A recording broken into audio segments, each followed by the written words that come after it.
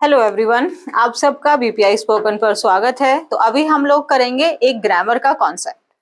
Grammar के concept में हम क्या करने वाले हैं, हम करेंगे प्रेपोजिशन। ठीक है, एक सेकंड। हाँ, प्रेपोजिशन में बहुत बड़ा टॉपिक है, बहुत सारी चीजें हैं पढ़ने की। आज जो हमारा प्रेपोजिशन के रिगार्डिंग में है वो ये है कि जो प्रेपोजिशंस के बाद ऑब्जेक्ट आते हैं, आज हम उसके बारे में बात करेंगे। यहाँ पे मैंने सेंटेंसेस लिखे हुए हैं, आप देख सकते हैं। हम पहले इस टाइप के सेंटेंसेस पे आते हैं। देखो, आई एम एट होम, यहाँ पे एट प्रपोजिशन है। My mother is in the kitchen, यहाँ पे इन प्रपोजिशन है। We are in the play garden, ये इन यहाँ प्रपोजिशन हुआ। He is talking to her, to preposition है। She is with me, with preposition है। He jumped into the river, into। The teacher distributed the sweets among students and she is angry at me। ये सब prepositions है।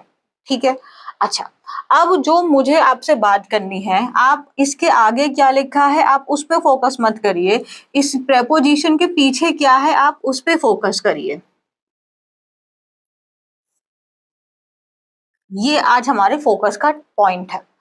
अब आप कहेंगे ma'am यहाँ home kitchen ये सब हमने पढ़ लिया, आप बताइए बात क्या है। देखो, बात ये है कि जो प्रेपोजिशंस होते हैं उनके अपने ऑब्जेक्ट होते हैं। ठीक है ना, हमेशा याद रखना है ऑब्जेक्ट आपके सिर्फ वर्ब के नहीं होते, ऑब्जेक्ट आपका प्रेपोजिशन का भी होता है। हमेशा याद रखना है ऑब्जेक्ट आपका प्रेपोजिशन का भी होता है। एक और बात, जब ये हम ऑब्जेक्ट की बात कर ही रहे हैं तो हमारी जो इंग्लिश लैंग्वेज है उसमें जो पार्ट्स ऑफ स्पीच है उसमें से हमारा नाउन या प्रोनाउन, ये एक ऐसे दो पार्ट्स ऑफ स्पीच हैं जो आपके ऑब्जेक्ट बनने का काम करते हैं। चाहे आप वर्ब का ऑब्जेक्ट बनाइए या प्रेपोजिशन का ऑब्जेक्ट बनाइए, अगर ऑब्जेक्ट ही बनाना है तो वो नाउन या प्रोनाउन में से कोई एक आएगा। जैसे I am at home, home क्या है, नाउन हो गया। My mother is in the kitchen, kitchen क्या है, नाउन है। We are playing in the garden, garden क्या है, नाउन है। He is talking to her, her क्या है, प्रोनाउन है। इसको एक स्टार मार्क कर लो, अभी थोड़ी देर में आएंगे। She is with me, me क्या है, प्रोनाउन है, यहाँ भी स्टार मार्क कर लेते हैं। He jumped into the river, river क्या है, आपका नाउन है। टीचर ने डिस्ट्रीब्यूट की स्वीट्स, किसके, अमंग, अमंग के बाद क्या आया है, स्टूडेंट, स्टूडेंट्स क्या है, नाउन है। And she is angry at me, me क्या है, प्रोनाउन है। डन। यानी कि प्रपोजिशंस के बाद हमेशा आपका या तो नाउन आएगा या प्रोनाउन आएगा। छोड़ो, ऑब्जेक्ट भी नहीं याद रखना तो ये याद रखो, प्रपोजिशंस के बाद या तो नाउन आएगा या प्रोनाउन आएगा। अच्छा, अब मैंने यहाँ पे स्टार मार्क करवाया था तो थोड़ा सा यहाँ फोकस कर देते हैं। जब भी प्रोनाउन आएगा तो प्रोनाउन का ऑब्जेक्टिव फॉर्म आएगा। प्रोनाउन का कौन सा फॉर्म आएगा, ऑब्जेक्टिव फॉर्म आएगा। देखो, नाउन का तो कोई ऑब्जेक्टिव या सब्जेक्टिव नहीं होता। आप नाउन को चाहे सब्जेक्ट की तरह इस्तेमाल करो या ऑब्जेक्ट की तरह इस्तेमाल करो, सेम ही रहेगा। किसी पर्सन का नाम है मोहन है तो मोहन ही रहेगा, चाहे इधर रख दो, एक Mohan is a good student and he is talking to Mohan, दोनों तरफ में ही वही रहेगा। बट जो प्रोनाउंस होते हैं उसके केसेस होते हैं, सब्जेक्ट ऑब्जेक्ट ये सब। ये पूरी डिटेल वीडियो मैंने ऑलरेडी बना दी है, तो ये देख लेना अगर डाउट है तो मैंने क्या बोला, प्रेपोजिशन है, प्रेपोजिशंस के अपने ऑब्जेक्ट होते हैं। ऑब्जेक्ट बनने का काम नाउन या प्रोनाउन करता है। प्रोनाउन आता है तो अपने ऑब्जेक्टिव फॉर्म में आएगा, क्योंकि अगर ऑब्जेक्ट है तो ऑब्जेक्टिव फॉर्म में ही आएगा। आई होप यहाँ तक आपको क्लियर है। प्रॉब्लम आती है हमें इन सेंटेंसेस के अंदर। ये हमारा प्रॉब्लम का एरिया नहीं था, ये तो हमने पढ़ ही रखा है, ये तो आता है हमको। सिखाना पढ़ना हमें ये सेक्शन था आज, ये इंपॉर्टेंट सेक्शन है जहां हम एरर करते हैं। अगर मैं बोलूं after after dash my homework I went to play with my friends, तो आफ्टर अगर मैं बोलूं अपना होमवर्क, हिंदी में अगर मैं बोलूं अपना होमवर्क पूरा करने के बाद में मैं अपने दोस्तों के साथ खेलने गया। अच्छा, तो आफ्टर यहाँ पे क्या लगाएं, पूरा करना, यानी मैं यहाँ पे बोलूं फिनिश या फिनिशिंग या फिनिशेस, क्या लगाओगे आप बताओ, हम क्या लगाएं, या फिनिश्ड लगाएं या फिनिश्ड लगा दें, एक और मैं आपको ऑप्शन दे देती हूँ, या हम यहाँ पे फिनिश्ड लगा दें, कौन सा ऑप्शन हम फिल करेंगे? ऐसे तो कंफ्यूजन हो सकती है। अगर मैंने बोला before dash this room switch off all the lights, तो इस कमरे को छोड़ने से पहले, इस कमरे से बाहर जाने से पहले सारी की सारी जो लाइट्स है उनको बंद कर देना। ऑप्शन में सेम ऑप्शंस में एक है लीव, है ना। अब मैंने बोला लीविंग, लीव्ड, लीव्स, क्या लगाएंगे बताना जरा। डिस्पाइट का मतलब होता है के बावजूद, डिस्पाइट के बाद ऑफ नहीं लगाते, ये चीज याद रखनी है। डिस्पाइट ऑफ नहीं होता, इंस्पाइट ऑफ होता है, दोनों का मीनिंग सेम ही होता है। इनका मतलब ये होता है के बावजूद। तो तेज दौड़ने के बावजूद हमने, हमारी जो गाड़ी है वो मिस हो गई, तो क्या लगाएं? रन लगाएं, रनिंग लगाएं, क्या लगाएं? I am looking forward to. अच्छा, एक याद लिख लो अपनी नोटबुक में, लुक फॉरवर्ड के साथ में फिक्स्ड प्रपोजिशन आता है टू, और इसका मतलब होता है जब हम किसी चीज के लिए एक्साइटेड होते हैं, जो कोई इवेंट है, कुछ भी है, जैसे आप कह सकते हैं कि like I am looking forward to my vacations, है ना। हाँ पहले बोल सकते हैं, बट मैंने यहाँ पे वर्ब भरना है। So I am looking forward to, मैं आपको ऑप्शन दे रही हूँ मीट, मीटिंग, मैट, क्या आप लगाओगे? या सी, या सीन, मैंने बहुत सारे ऑप्शन दे दिए। या talk, talking, sorry for dash you, मैंने बोला आपको डिस्टर्ब करने के लिए माफी चाहता हूं, तो sorry for disturb you, disturbing you, disturbed you, क्या हो सकता है? I apologize for dash you, sorry for dash you, हाँ डिस्टर्ब हो सकता था। हाँ यहाँ पे हो सकता है आई अपोलोजाइज, अच्छा मैं ये बोल सकती हूँ कि देरी से आने के लिए मैं माफी चाहती हूँ, ऐसे बोल सकते हैं। सो आई अपोलोजाइज फॉर, देरी से होने के लिए मैं आपसे माफी मांगती हूँ, को क्या क्या लगाओगे? चलो मैं ऑप्शन ही दे देती हूँ, यहाँ पे आप बी लगाओगे, बीइंग लगाओगे, बीन लगाओगे, क्या लगाओगे आप? And I am afraid of, you लगाया तो लूज लगा देता है, तुम्हें खोने से मुझे डर लगता है, आई am afraid of lose you, losing you, क्या?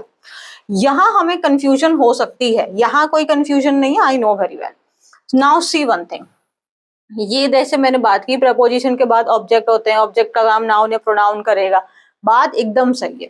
लेकिन यार मैम आप यहाँ पे कोई नाउन या प्रोनाउन का ऑप्शन ही नहीं है, यहाँ तो वर्ब है, वर्ब, वर्ब, वर्ब के ही अलग अलग फॉर्म्स हैं, वर्ब है, हम क्या करें? देखिए जी, नाउन या प्रोनाउन ही आता है, रूल तो है नहीं, रूल रटना भी नहीं है, कॉन्सेप्ट है तो समझ लेंगे, नाउन या प्रोनाउन ही आएगा। अरे ठीक है सुन लिया मैम, बट नहीं आ रहा नाउन प्रोनाउन, वर्ब आ रहा है, वर्ब आ रहा है, तो वर्ब का एक नाउन फॉर्म होता है। वर्ब का कौन सा नाउन फॉर्म होता है? वर्ब का जो फोर्थ फॉर्म होता है, जिसको हम जेरेंड भी कहते हैं, और ये जो जेरेंड है ये नाउन की तरह ही एक्ट करता है। वर्ब का फोर्थ फॉर्म जिसे हम जेरेंड भी कहते हैं, और ये जो जेरेंड है ये नाउन की तरह भी एक्ट करता है। आपको सिर्फ इंग्लिश बोलनी है, पेपर में लिखना नहीं है, आप कुछ नहीं याद रखेंगे, आप रखेंगे प्रपोजिशन है तो नाउन या प्रोनाउन ही आता है। बट अगर वर्ब आ गया तो वर्ब का फोर्थ फॉर्म लगाएंगे, लाइफ में कभी आपको कोई गलती नहीं होगी। बस इतनी सी बात आप याद रखो, आपके लिए सारी कहानी भूल जाओ। अगर वर्ब आ रहा है प्रपोजिशन के बाद तो हमेशा और हमेशा अपने आईएनजी फॉर्म में आएगा, दैट्स इट। कॉन्सेप्ट जानना है तो अगेन वर्ब का फोर्थ फॉर्म यहाँ पे जेरेंड की तरह काम कर रहा है, और वो जेरेंड नाउन की तरह एक्ट करता है। एक सेंटेंस मैंने बोला smoking is injurious to health, है ना, smoking is injurious to health, smoking क्या है? स्मोक वर्ब है, बट मैंने इज जो वर्ब है उससे पहले स्मोकिंग लगा दिया, है ना। सो यहाँ पे जो स्मोकिंग है ये सब्जेक्ट का काम कर रहा है। अगेन सब्जेक्ट बनने का काम भी नाउन प्रोनाउन करेंगे, वर्ब नहीं करेगा। वर्ब कर रहा है तो उसका आईएनजी फॉर्म वो जेरेंड है, वो भी कर रहा है यहाँ पे, है ना। ये चीज आपको याद रखनी है। तो अगर हम वर्ब लगाएंगे तो वर्ब का हमें बेधड़क हमें फोर्थ फॉर्म लगा देना है, कभी गलत नहीं होगा और कभी आपकी फ्लुएंसी भी ब्रेक नहीं होगी। अब देखें, after dash my homework I went to play with my friends, अरे होमवर्क पूरा करने के बाद, so after completing my homework, after finishing my homework, I went to play with my friends. After finishing my homework, I went to play with my friends. So यहाँ पे क्या आ जाएगा, यहाँ पे आ जाएगा फिनिशिंग। यहाँ पे क्या आ जाएगा, finishing. After completing my homework, after finishing my homework, I went to play with my friends. Before dash this room, switch off all the lights. इस कमरे को छोड़ने से पहले, so before leaving this room, leaving this room, तो यहाँ पे क्या आ जाएगा, before leaving this room, before leaving this room, क्योंकि बिफोर क्या है, बिफोर प्रेपोजिशन है, आफ्टर क्या है, आफ्टर प्रेपोजिशन है, डिस्पाइट इन स्पाइट ऑफ क्या है, प्रेपोजिशन है। तो तेज दौड़ने के बाद हमारी भी तेज दौड़ने के बावजूद बस मिस हो गई। So despite running fast we missed our train. Despite running fast we missed our train. अब जैसे हम बोलते हैं मेहनत करने के बावजूद वह फेल हो गया, ऐसा आपने सुना ही होगा। तो ये क्या बनेगा, despite working hard, despite working hard he failed. मेहनत करने के बावजूद भी वो फेल हो गया। तो despite running fast, despite working hard, I am looking forward to. अगर यहाँ पे वर्ब आ रहा है तो वर्ब का आईएनजी फॉर्म आएगा, I am looking forward to meeting you, I am looking forward to talking to you, I am looking forward to hearing from you, है ना। I am looking forward to meeting you, I am looking forward to seeing you. Seeing भी सही है, seeing का मतलब यहाँ पे आपसे दोबारा मिलना, मीटिंग हो जाएगा, हियरिंग भी हो जाएगा, I am looking forward to hearing from you, सही है। सॉरी फॉर, आप ऐसे बोल सकते हैं, सॉरी फॉर बीइंग लेट। अच्छा, बीइंग यहाँ ऑप्शन दिया है तो आप माफ करना डिस्टर्ब करने के लिए, तो हम क्या बोलेंगे, sorry for disturbing you, sorry for disturbing you. नहीं, सॉरी फॉर डिस्टर्बिंग लेट नहीं होगा, तो मिस्टेक हो रही है। Sorry for being late, late होने के लिए माफी चाहता हूँ। So sorry for being late. अच्छा, बीइंग क्या है देख लेते हैं। देखो यार, आपको पता है मैं ज्यादा नहीं अभी रख रही, बस मैं थोड़ा सा रखती हूँ। बी क्या है, वर्ब का बेस फॉर्म है, ठीक है। वर्ब का फर्स्ट फॉर्म क्या होता है आपका, वर्ब का फर्स्ट फॉर्म होता है आर या फिर एम भी हो जाता है। सेकंड क्या होता है, सेकंड है इसका वॉज एंड वर। थर्ड क्या होता है, थर्ड होता है बीइंग। फोर्थ क्या है, फोर्थ है बीइंग। फिफ्थ क्या है, फिफ्थ है इज। बी क्या है, बी है वर्ब का बेस फॉर्म। बी इसका मतलब होता है होना, इसका मतलब होता है होना। जैसे I want to be a teacher, बाद में बात करेंगे। बी क्या है, वर्ब का बेस फॉर्म। मैंने बोला वर्ब का फोर्थ फॉर्म जो है वो जेरेंड हो जाता है, और अगर हमें प्रेपोजिशन के बाद यूज करना है तो हम यहाँ पे वर्ब का फोर्थ फॉर्म यूज करेंगे। फोर्थ फॉर्म कौन सा है, BEING, तो हम ये यूज करेंगे, बाकी इनमें से कोई भी नहीं आएगा। सो लेट होने के लिए माफी चाहता हूँ, सॉरी फॉर बीइंग लेट, है ना। आप कह सकते हैं रूड होने के लिए माफी चाहता हूँ, सॉरी फॉर बीइंग रूड। बात समझ में आ रही है। I apologize for disturbing you, आपको डिस्टर्ब करने के लिए माफी चाहता हूँ। So I apologize for disturbing you, I apologize for disturbing you. I am afraid of, तुम्हें खोने से डर लगता है, so I am afraid of losing you. बहुत आसान है। सो बस इतनी सी बात याद रखनी है, कोई आपको बहुत सारा कुछ नहीं रटना है, आपको एक बहुत कॉन्सेप्ट सिंपल सा है। मैं सम अप कर दूं, प्रेपोजिशन, प्रेपोजिशन के बाद ऑब्जेक्ट, ऑब्जेक्ट बनने का काम नाउन या प्रोनाउन, नाउन या प्रोनाउन, प्रोनाउन अगर आएगा तो अपने ऑब्जेक्टिव फॉर्म में आएगा, और अगर नाउन प्रोनाउन कुछ भी प्रेजेंट नहीं है, सीधा वर्ब आ रहा है, तो वर्ब का फोर्थ फॉर्म आएगा। फोर्थ फॉर्म क्या होगा, यहाँ पे वो वर्ब की तरह काम नहीं कर रहा है, वो उसका एक नया नाम हो गया जेरेंड, और जेरेंड एक नाउन का दूसरा फॉर्म हो जाता है।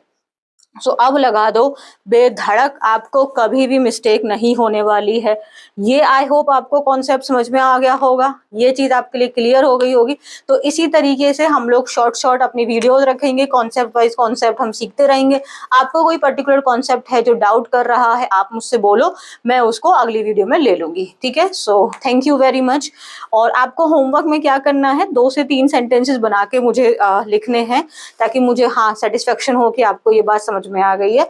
बस थैंक यू, और अपना ध्यान रखिए, take care of yourself, bye.